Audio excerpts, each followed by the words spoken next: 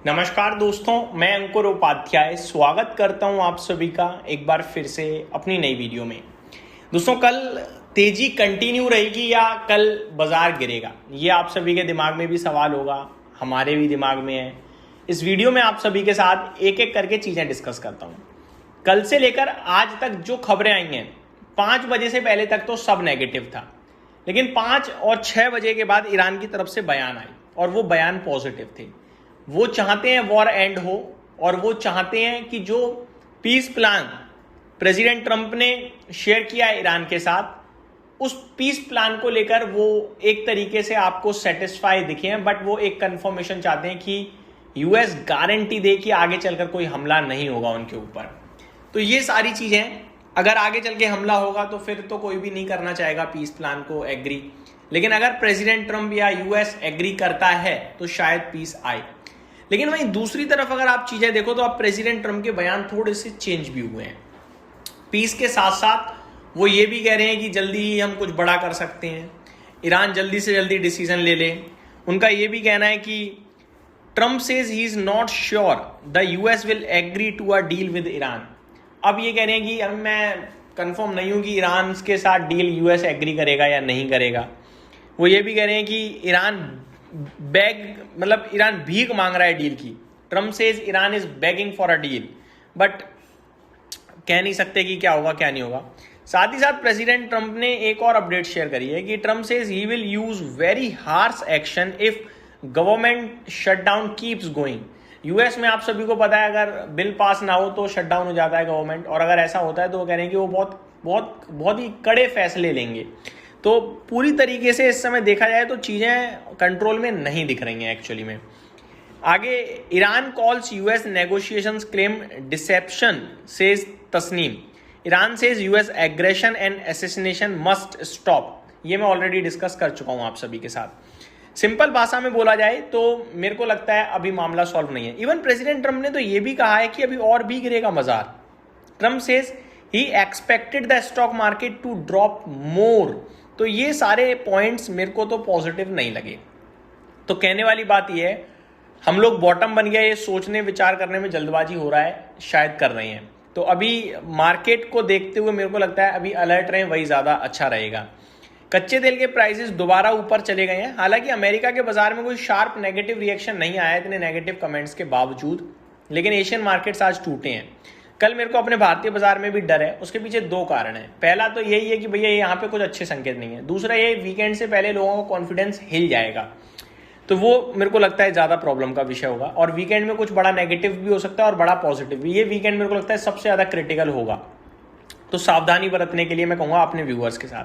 अब एक एक करके अपडेट्स और डेटा शेयर करता हूँ। सबसे पहले अमेरिका का बाजार, डाउ 200 पॉइंट नीचे है, नेस्डैक में 1.25% की गिरावट है, S&P 500 0.8% डाउन है, रसल 2000 0.6% डाउन है और विक्स 6% ऊपर है अमेरिका का।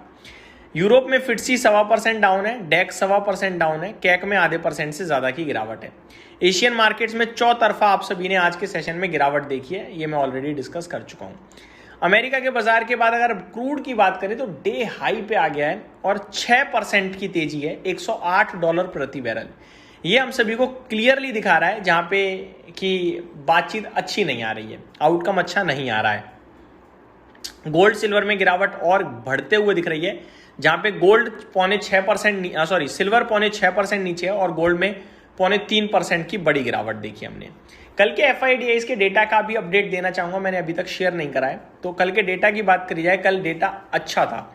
कैश मार्केट में 1805 करोड़ की सेलिंग थी FII से, जिसे मैं छोटी सेलिंग मानूंगा।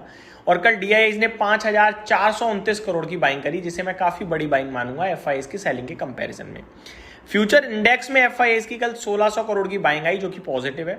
और फ्यूचर स्टॉक्स में FIIs की 24 करोड़ की सेलिंग थी, जो कि नेग्लिजिबल है। मतलब 24 करोड़ तो ध्यान में नहीं रखना चाहिए, तो उसे हम अवॉइड करते हैं।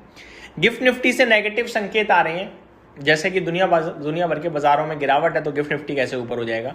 तो गिफ्ट निफ्टी से भी नेगेटिव संकेत हैं, करीब एग्जैक्टली 118 पॉइंट नीचे 23,160 पे, 23,300 पे हम बंद हुए हैं, तो अगर वहां से काउंट करो तो 140 पॉइंट नीचे गिफ्ट निफ्टी दिख रहा है हम सभी को। अपने भारतीय बाजार में अगर गोल्ड और सिल्वर की बात करें तो गोल्ड में 2800 रुपए की गिरावट है 1,41,257 पे, और चांदी 2,22,000 ट्रेड कर रहा है, 12,500 की गिरावट आपको देखने को मिल रही है इस समय इंडियन मार्केट में।